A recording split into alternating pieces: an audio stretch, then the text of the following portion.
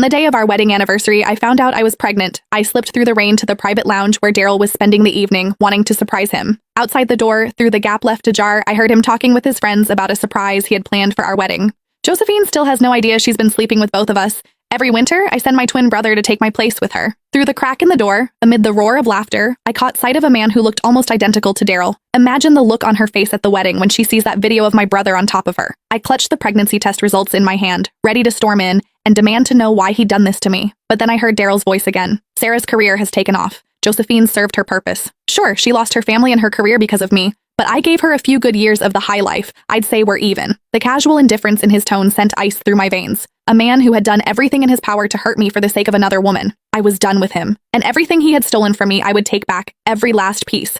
Inside the private lounge, the men kept egging each other on. Come on, Daryl, you've lost 3 rounds of dice in a row. You owe us something juicy. What's this big surprise you've got planned for Josephine at next week's makeup wedding? I stood outside the door, heart brimming with sweetness. 3 years since we'd signed the marriage certificate, and Daryl had been so consumed by work that the wedding kept getting pushed back. Now I was going to bring our baby along and finally make it complete. Ha! Bro, Josephine is such a fool. She has absolutely no clue you've got an identical twin brother. What do you guys think? If she finds out at the wedding that the man keeping her warm every winter was actually me, and then she sees our little bedroom video, will she lose it right there on the spot? The laughter inside swelled even louder. My legs buckled, and I nearly collapsed. I stepped forward, pressed myself against the doorframe, and peered through the gap. Beside Daryl sat a man with the exact same face. Daryl leaned back on the sofa and clapped him on the shoulder. Vincent Sanchez, I owe you for these past 2 years. Your visits made it possible for me to be with Sarah. The man exhaled a stream of smoke, the haze blurring his features. I don't get it, bro. Sarah was your college crush, so why'd you marry Josephine? Even in bed, she's boring as hell. I'm so sick of her. The men who usually greeted me with fawning smiles and called me Mrs. Sanchez were now leering and cracking vulgar jokes. I stood frozen, struck as if by lightning, unable to move, but the fury inside me burned hotter with every second. I drew a deep breath, gripped the door handle, and steeled myself to charge in and confront Daryl.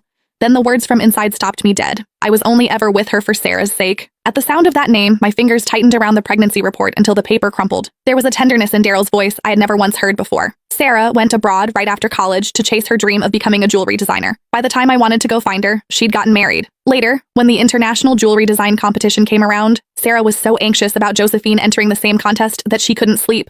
It broke my heart. I knew I had to help her. Gasps of admiration erupted around the room, everyone praising his devotion. I stood outside the door, and the memory of that accident years ago crashed over me. Cold sweat soaked through the back of my dress. The man on the sofa wore an expression of pride and tender indulgence. None of you would ever guess. I personally planned Josephine's car accident, so she'd miss the competition. Sarah sailed to victory using the designs I gave her. Josephine's so stupid. She even saw the winning piece afterward and said it looked familiar, but she never figured out I'd stolen her work.